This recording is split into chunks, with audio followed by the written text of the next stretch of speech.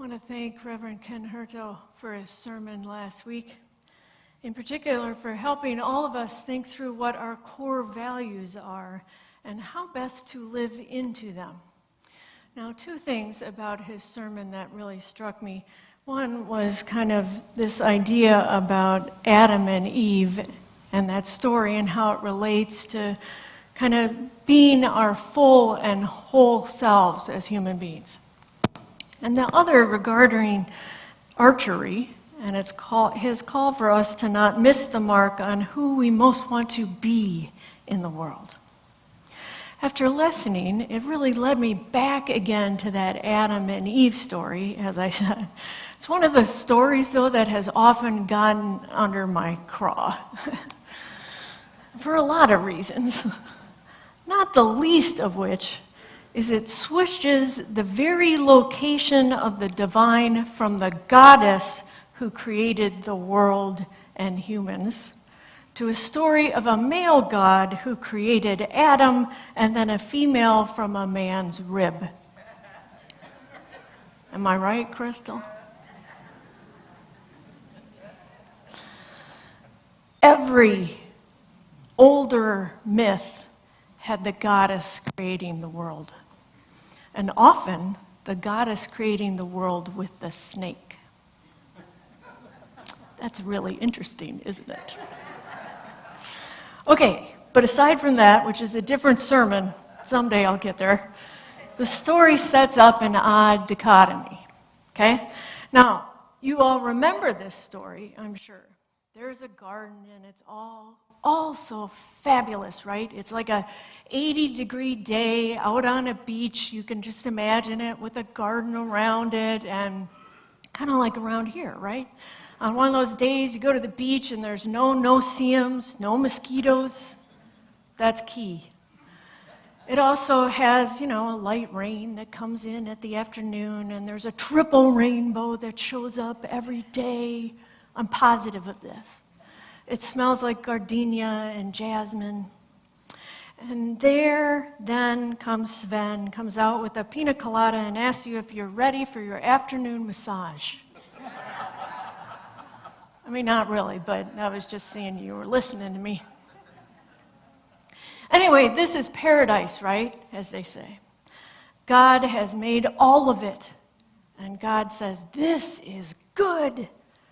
I like this. This is fantastic. And he pats himself on the back. Good job, God. So the next part of the story was broken open for me, in particular around temptation and how it can get in our way of living into our best selves.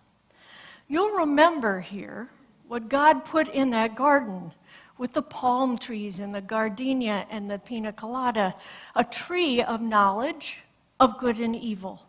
Yeah, right in the middle of that garden. And then he pulls over Adam and he says to Adam, do you see that tree right there? And how fabulous all of this is. It's really groovy and wonderful. But that tree right there, that has my new hybrid fruit on it, and you are not allowed to eat any of that fruit. Because otherwise, you're just going to die and expire. So Adam takes that into account, and he tells Eve about that, and they agree that neither one of them want to expire. And then comes in the snake. And this snake is a smooth talker. He's convincing and conniving, a little enlightening character to that story. The snake basically says to Eve, hey, did Adam tell you that God said you could die by eating the fruit from that tree? Well, you got to ignore that. No way, you're just not going to die. That's a bunch of hogwash, a bunch of bunk, actually.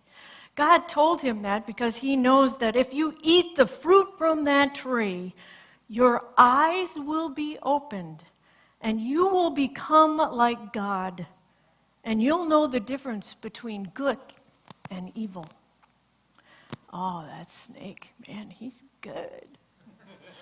Because when Eve looks again at that fruit and she thinks about what the snake said, she goes for it. She takes a big bite of that apple and she passes it off to Adam, who also takes a big bite of that apple. Now, in rereading this myth, it helps me notice something important.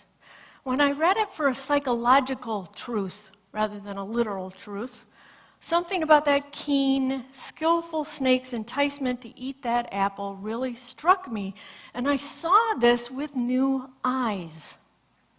In the middle of the garden, right, is that tree of knowledge of good and evil. It is not a tree of evil. In other words, the snake wasn't tempting her to take the dark side, to some evil endeavor or some nasty power to get her way. Notice instead that he was appealing to her ego, because what did he say? You will be like God. And what better thing is there than to be like a god? The snake is goading her, like getting her to think more highly of herself than she should. I could be like a god, I'm sure she's telling herself. And the snake just told me that. And I'm sure, I am positive, that she had this reaction while she was in that garden, and she's thinking, wait a minute. So Adam was the one who told me about that apple, and you can't always trust Adam. I mean, he is a man. I mean, and the guy doesn't ever ask for directions when we're out looking for stuff. And do you know how many times I've asked him to put the toilet seat down? He just doesn't do it. So, this makes sense, what the snake says. I could be great and powerful and all-knowing, and why? You know what? I deserve that apple. Also, I want you to notice that the snake appeals to her ego by not going to Adam. She's the one capable of understanding this on a higher level.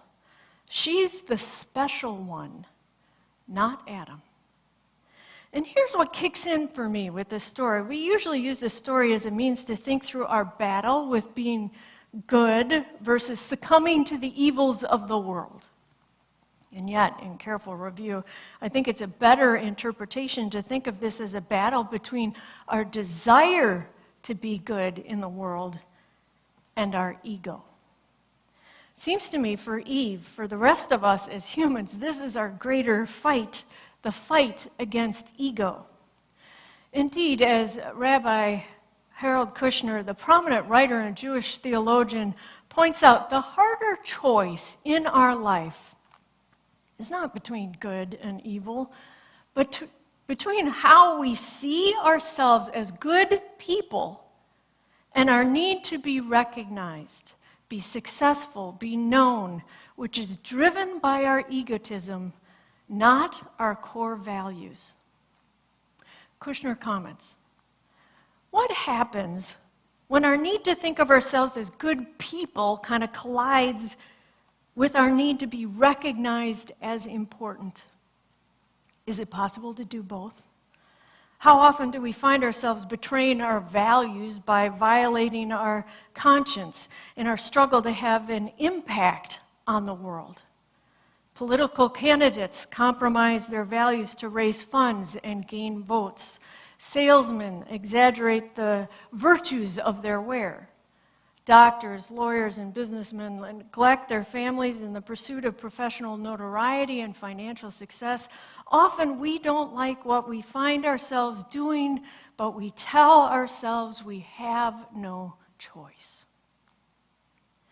It seems to me that this is even more complicated, because it's not just the lure of being thought of as successful or special. We also can find ourselves getting nervous that others won't see us or recognize us or see us when that happens, and we panic a little bit. Our insecurities or our judgments or our lack of self-worth kind of kicks in, and then we say or do things that aren't in alignment with our core values because we are being lured by the ego's needs instead. And friends, that's kind of hard to admit sometimes, to address, because the lure towards ego can overshadow the will to do good. And why is that? It's worth asking. Why is that lure so wrong? There are those that point out that this lure, this desire to have ego win out, is not rooted in us wanting to be bad or evil, but rather it is strangely rooted in a good thing. Seems rooted in our desire to have our lives matter, to have made a mark on the world, to not have our lives be insignificant. And I don't really think it is about needing to be top dog. That's not it, really. Ironically, it's not fully about our ego, but our dear fear that our lives are inconsequential or insignificant or meaninglessness. That's the rub right there.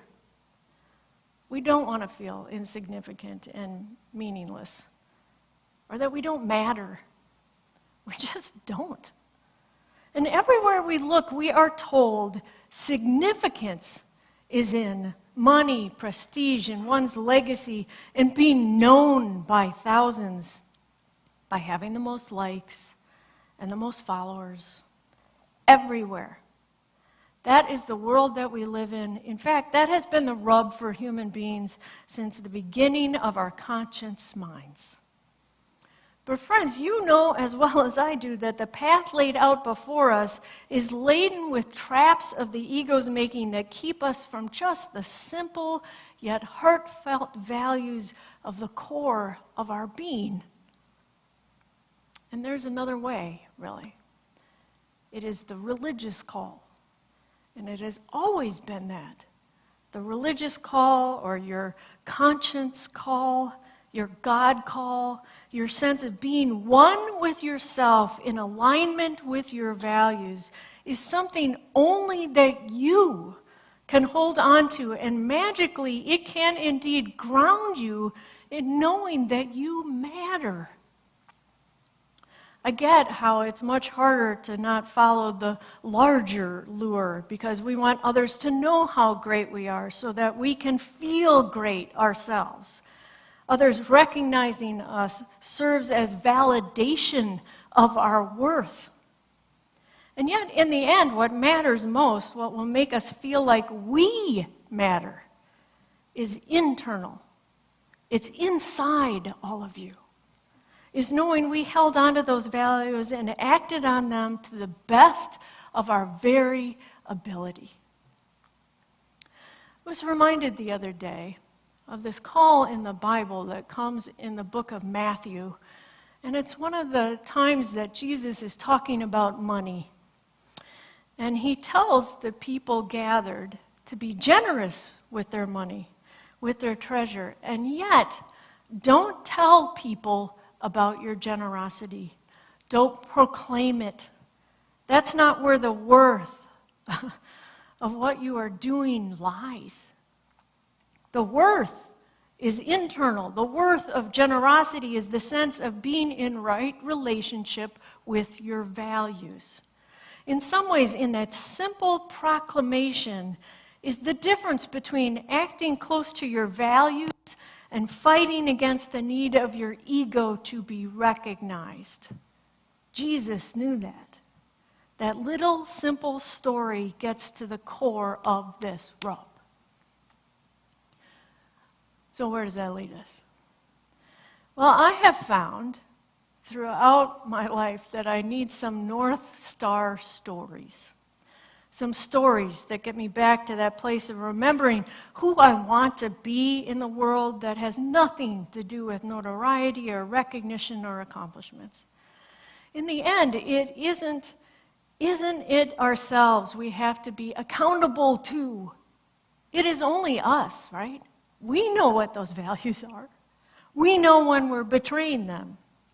I know very well when I am betraying my own values, when I am letting my ego kind of override that which I want to pride myself on. That which I say is my truest, most valued self. And when I am feeling lost and adrift, when I hear that voice of the snake calling me to the ego's longing to be seen and known, I come back, actually, to these North Star stories. So today I want to share them with you so that you too can apply them to your own North Star in hopes that they'll help guide you back to your true self when the snake is calling you somewhere else. So the first story is one of my husband, Scott. Scott, as you know, is also a Unitarian Universalist minister, and he does consulting for churches, and then he also writes these wonderful small group curriculums called Soul Matters. Now, he has facilitators around the country that get on Zoom calls with him once a month to go through the curriculum, help them out about how best to lead these groups around the country. And he has this one woman who's now 91. For the last 4 years, she's been on his call every month.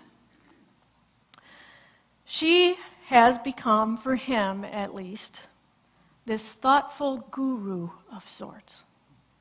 She knows she has limited time of days, and she is very clear, almost hyper-focused on drilling all of her experiences and conversations down to her core values.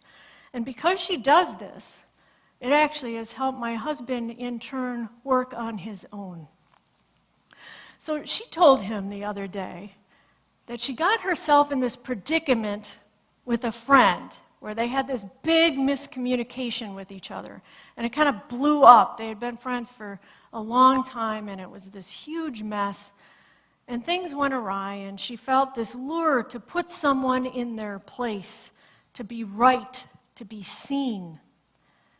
And yet she pulled herself back to that which is guiding her days of late, which is the Buddhist practice of right speech. In the Buddhist magazine, Tricycle, they get to this. They write this: the teachings about right speech assumes imperfection. Our mistakes are a vital part of our learning. We need to lie, exaggerate, embellish, use harsh and aggressive speech, engage in useless banter, and speak at inappropriate times in order to experience how using speech in these ways create tension in the body, agitation in the mind, and remorse in the heart. We also discover how unskillful speech degrades personal relationships and diminishes the possibility of peace in our world. I love that. Now that is kind of like a more exacting way of how this woman goes about this. She uses a much simpler approach, which is this. Before she talks, she asks herself this: is what I'm about to say, is it needed, useful, and kind? Is it needed, useful, and kind? And if it isn't, she doesn't say anything. It's a pretty simple mantra, and my husband has used it of late to himself to get back to his own North Star values. In his speech and in his actions, he thinks through, is it needed, helpful, and kind? The second story has more to do with witnessing someone go through this struggle between ego and kind of living into your core values. So a long time ago, during the Iraq War, my husband and I went to a Mennonite church. As you know, Mennonites are pacifists. And there was this very touching moment in the service where one of the parishioners was saying goodbye to the congregation. He spoke very briefly about his decision to leave, and in a way it turned almost into this like public confession of sorts. It turns out that he had been lured to Rochester to work for this company and told he was one of the only designers that could come up with this pieces and parts for radios and transmitters. And he had been told that he was the star designer, that he was honestly the only one for the job. That's what got him there. But it turns out that the company he worked for had defense contracts, and he was working in part for the war effort. In truth, he was confessing that he was tempted by not tempted by evil. I should make that clear. That he was not tempted by evil, but rather that he was working against his values because of his ego, because he was being told that he was the only one that could do the job. And in the end, his conscience won out, and he was leaving Rochester to go back to a middle manager job where he was not the star, not the hot shot, not the big man in the shop. That, for me, has been one of the best North Star stories I've ever personally witnessed and held close to my heart for decades now. The final one is from an experience I had with a parishioner. And as an aside, I want to remind you that ministers learn so much from all of you. In 25 years, I've learned so much about living well, about kind of like being in right relationship to who it is that I am called to be in the world because of stories like people like you. So thank you for that. So a number of years ago, I had a parishioner who died, whose name was Wendy, and she was in her 50s. She, on the surface, seemed like a really average kind of person. I mean average in the way that she hadn't made a big mark on the world through notoriety or fame or fortune or even physical appearance. She was described as kind, someone who looked out for others, was generous with her life and her time and her money and her heart. The family had warned me that the sanctuary might be quite full. Now, I had done services for kind of famous celebrities in town, and the sanctuary wasn't full. So I was having a hard time processing how the sanctuary could be full for someone if you filter through the ego, status, importance filter, right? And I wonder if she really had made that kind of like a large mark on the world. So then the funeral comes around. Of course, it's in July. It's in a congregation that had no air conditioning, and it's 85 degrees outside and 90 in the sanctuary. That sanctuary held 350 people, and it was packed. There were only places for people to stand along the edge of the outside of the sanctuary, but then the entire gallery, which held another 100 people, was completely packed. The fellowship area, which held another 100 people, was completely packed. Anywhere that you could hear the service through speakers, there were people crammed in together for that service. They were people there to pay witness and tribute to an average gal. Soon after that memorial, I reflected on why that many people came. Kind of. And it occurred to me somewhere along the line that she had made a difference in people's lives by letting the good side of her win out over the ego side of her. In other words, she let caring for others guide her more than cultivating a reputation or renown. She touched and shaped other people's lives in that room, and in awe to a spirit who had lived out of that good. They were there actually to bear witness to a life that was significant in its living. She lived for integrity rather than adulation. She was moved by those so-called like smaller virtues of kindness and humility and caring. Her life paid homage to the best of what we are called to wrestle with in life. On the day of her memorial, her family handed out these tiny little vials, and they were filled with her ashes. And everyone, though, was asked to spread them in a place that reflected beauty, as she was a bearer of beauty into the world. For 10 years, I kid you not, those ashes were on my shelf. I hadn't figured out where to spread them, and I couldn't figure out how to spread them. Any place I could think of didn't seem to pay enough reverence to this average, memorable, significant life. Further, in order to pay homage to her life, it seemed appropriate almost to spread them not in a place, but during some occasion when either the congregation was living out of the best of themselves or I was living out of the best of myself, but I couldn't figure out how to in that moment run back to my office and grab the ashes and then bring them there to that experience. That'd be a little weird. Anyway, the point is, they were there for 10 years. I reflected on them a lot. I could not figure out how to use them. And then I left that position, and I didn't want to take them with me. So I took the ashes, I walked outside, I took my shoes off, I put them in the grass, and I walked over them, and walked over them, and walked over them, and walked over them. I wanted them to guide me as a type of North Star for my living and loving into the best of what I had to offer the world.